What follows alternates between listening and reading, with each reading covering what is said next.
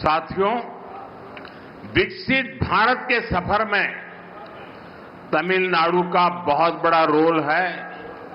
मैं मानता हूं, तमिलनाडु का सामर्थ्य जितना ज्यादा बढ़ेगा, भारत की ग्रोथ उतनी ही तेज होगी। बीते दशक में तमिलनाडु के विकास के लिए 2014 से पहले की तुलना में 3 गुना ज्यादा पैसा सेंटर से दिया गया है। जब इंडी अलायंस की सरकार थी, डीएमके उस सरकार में विराजमान थी, तब जितना पैसा मिला उससे 3 गुना मोदी सरकार ने दिया है। इससे तमिलनाडु की इकोनॉमिक और इंडस्ट्रियल ग्रोथ में बहुत बड़ी मदद मिली है। நண்பர்களே, வளர்ச்சியடைந்த பாரதம் நோக்கிய பயணத்தில் தமிழ்நாட்டிற்கென மிகப்பெரிய பங்கு இருக்கின்றது. தமிழ்நாட்டின் வல்லமை எத்தனை அதிகம் உயர்கிறதோ, பாரதத்தின் வளர்ச்சியும் அந்த அளவுக்கு விரைவாகும் என்று நான் கருதுகிறேன். கடந்த 10 ஆண்டிலே தமிழ்நாட்டின் வளர்ச்சிக்காக 2014ஆம் ஆண்டிற்கு முந்தைய காலத்துடன் ஒப்பு நோக்கும்போது திராவிட முன்னேற்றக் கழகத்தின் ஆட்சி கூட்டணியில் இருந்தபோது இருந்ததை விட 3 மடங்கு அதிக நிதியை மத்திய அரசு அளித்திருக்கிறது. தமிழ்நாட்டின் பொருளாதாரம் மற்றும் தொழில்துறை வளர்ச்சிக்கு இது மிக அதிக அளவு உதவி இருக்கின்றது. साथियों, तमिलनाडु का इंफ्रास्ट्रक्चर भारत सरकार की प्रायोरिटी है। बीते 1 दशक में तमिलनाडु का रेलवे बजट 7 टाइम्स से ज्यादा इंक्रीज किया गया है।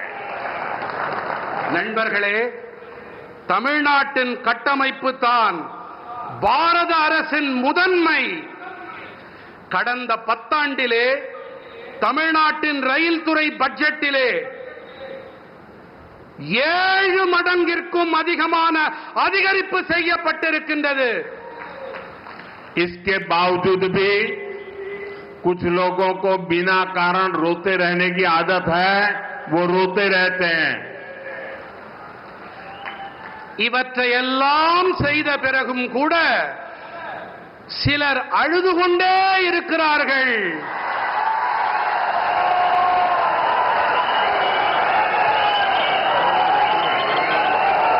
அவர்களால் அழ மட்டுமே முடியும்.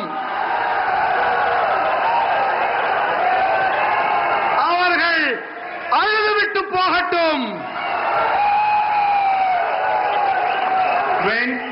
2014 से पहले रेल प्रोजेक्ट के लिए हर साल सिर्फ ओनली 900 करोड़ रुपीज ही मिलते थे। और आपको पता है, उस समय इंडी अलायंस के मुख्य कर्ता धर्ता कौन थे, ये आपको पता है। इस वर्ष तमिलनाडु का रेल बजट 6,000 करोड़ रुपए से ज्यादा है। भारत सरकार यहां के 77 रेलवे स्टेशन को मॉडर्न भी बना रही है। इसमें रामेश्वरम का स्टेशन भी शामिल है। 2014ஆம் ஆண்டிற்கு முன்பு வரை ரயில் துறை திட்டங்களுக்காக ஒவ்வொரு ஆண்டும் வெறும் 900 கோடி ரூபாய் மட்டுமே கிடைத்து வந்தது. அப்போதெல்லாம் கூட்டணியிலே யார் ஆட்சியில் அமர்ந்திருந்தார்கள் என்பதை நான் கூற தேவையே இல்லை.